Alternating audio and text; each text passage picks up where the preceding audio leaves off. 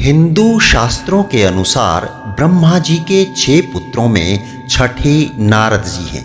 वे भगवान विष्णु के अनन्य भक्तों में से एक माने जाते हैं। फिर भी उन्होंने एक बार गुस्से में लक्ष्मीपति भगवान को श्राप दे दिया था।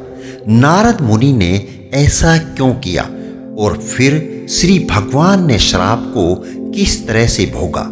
तुलसीदास जी ने इस कथा का वर्णन रामचरितमानस में किया है, जिसका श्रवण आज हम आपको भी कराने जा रहे हैं। कथा को ध्यान से सुने और इसका लाभ उठाएं। हिमालय पर्वत में एक बड़ी पवित्र गुफा थी। उसके पास से ही गंगा जी बहती थी। ये देखने में एक सुंदर आश्रम था जो नारद जी के मन को भा गया। लेकिन नारद जी को दक्ष प्रजापति ने शाप दिया था कि वो एक जगह नहीं ठहर सकते थे। जो ही नारद मुनि ने भगवान का स्मरण किया तो उनके श्राप की गति रुक गई और उन्होंने वहीं पर समाधि लगा ली।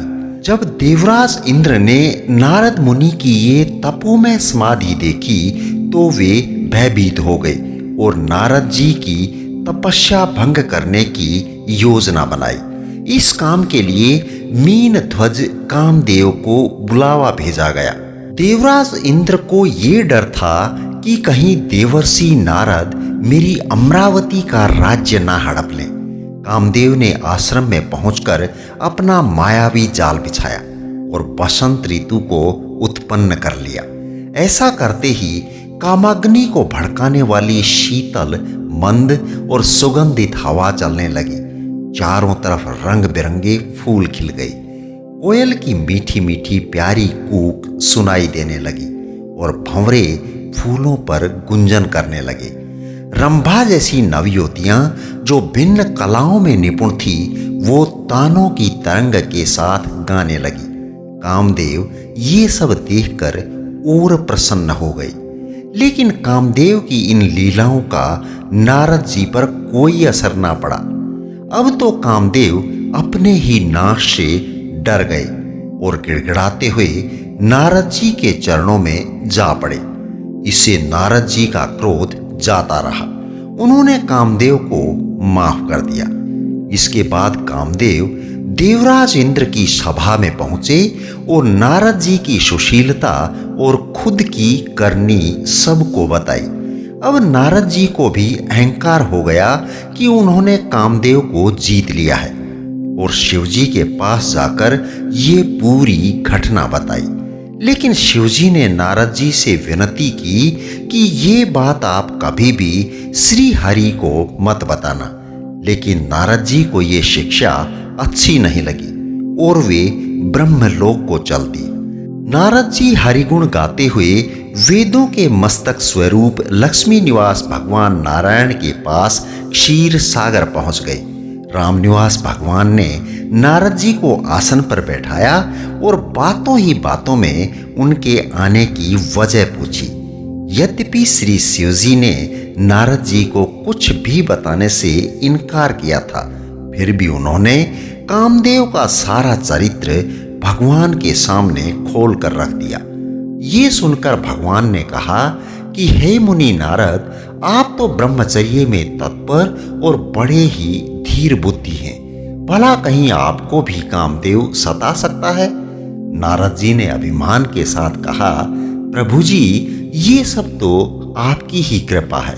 लेकिन भगवान के मन में ये अंदेशा हो गया कि नारद जी के मन में गर्व का अंकुर फूट गया है और भगवान ने इसे तुरंत उखाड़ फेंकने का प्रण लिया, जिससे कि मुनि का कल्याण हो जाए। इतना कहकर नारद जी ने भगवान के चरणों में सिर नवाया और चले गए। तब लक्ष्मीपति भगवान ने अपनी माया से 100 योजन यानी कि 400 कोस का एक सुंदर नगर बसाया, जिसकी भव्यता बैकुंठ से भी सुंदर थी। उस नगर के राजा का नाम शील निधि था। उसकी एक विश्व मोहिनी नाम की सुंदर कन्या थी। राजकुमारी ने स्वयंवर किया था, जिसमें हजारों राजा आए थे। मुनि नारद जी को भी इसकी भनक पड़ी और वे राजमहल पहुंच गए। राजा ने राजकुमारी को नारद जी से मिलवाया और उसके गुण दोष जानना चाहा। नारद जी ने एकटक राजकुमारी को देखने के बाद बताया कि जो इसे ब्याहेगा वो अमर हो जाएगा। सब चर अचर जीव उसकी सेवा करेंगे और रणभूमि में उसे कोई नहीं जीत पाएगा। राजकुमारी के लक्षण कहकर नारद जी वहां से चले गए, लेकिन उनके मन में ये विचार आया कि मैं कोई ऐसा उपाय करूं जिससे कि इस कन्या का विवाह मेरे साथ ही हो। ये सोचकर नारद जी ने भगवान को याद किया और प्रभु प्रकट हो गए। मुनि ने सारी कथा सुनाई और बदले में अपना सुंदर रूप देने की विनती कर डाली। प्रभु ने भी हंसकर हाँ कह दिया और अंतर्ध्यान हो गए। लेकिन यदि कोई रोगी अपने रोग से परेशान होकर वैद्य से कुपथ्य मांगे तो क्या ये उसको दिया जा सकता है? क्योंकि भगवान ने तो मुनि का हित करने की ठान रखी थी।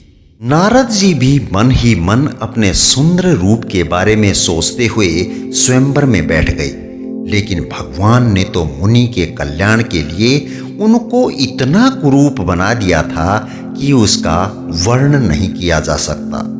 उसी स्वयंवर में ब्राह्मण का भेष बनाकर शिवजी के 2 गण भी पहुंच गए।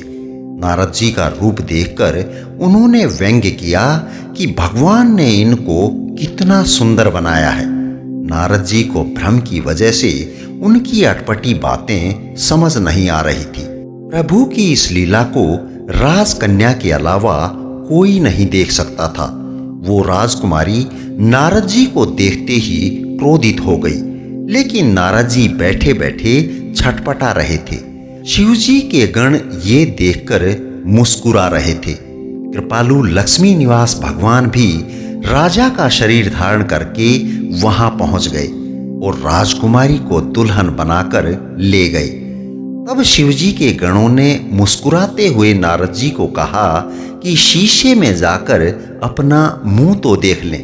मुनि ने जल में झांक कर देखा और क्रोधित हो गए। उन्होंने शिवजी के उन दोनों गणों को राक्षस बनने का शाप दे दिया और तुरंत ही भगवान कमलापति के पास पहुंच गए। भगवान हरि उनको रास्ते में ही मिल गए। उनके साथ लक्ष्मी जी और वही राजकुमारी भी थी। ये देखकर नारद जी और भी क्रोधित हो गए। गुस्से में मुनि ने देवताओं के स्वामी भगवान से कहा कि समुद्र मंथन के वक्त तुमने शिवजी को बावला बना दिया और देवताओं को विषपान करा दिया। शिवजी को विष और असुरों को मदिरा देकर लक्ष्मी और सुंदर मणि ले ली। तुम धोखेबाज हो, जो तुम्हारे मन को भाता है वो ही करते हो। तुम बिल्कुल नीडर हो गए हो, लेकिन मेरे साथ ये सब करके तुमने अच्छा नहीं किया, इसलिए अपने किए की सजा अवश्य पाओगे। जिस शरीर को धारण करके तुमने मुझे ठगा, तुम भी वही शरीर धारण करो, ये मेरा शाप है। तुमने हमारा रूप बंदर जैसा बना दिया था। जिस स्त्री को मैं चाहता था उससे मेरा वियोग कराकर तुम ले गए, तो तुम भी स्त्री के वियोग में दुखी रहोगे और उस वक्त बंदर ही तुम्हारी मदद करेंगे। शाप को सिर पर चढ़ाकर प्रभु जी ने नारद जी से बहुत विनती की और अपनी माया को समेट लिया। फिर तो वहां ना लक्ष्मी जी थी और ना ही राजकुमारी।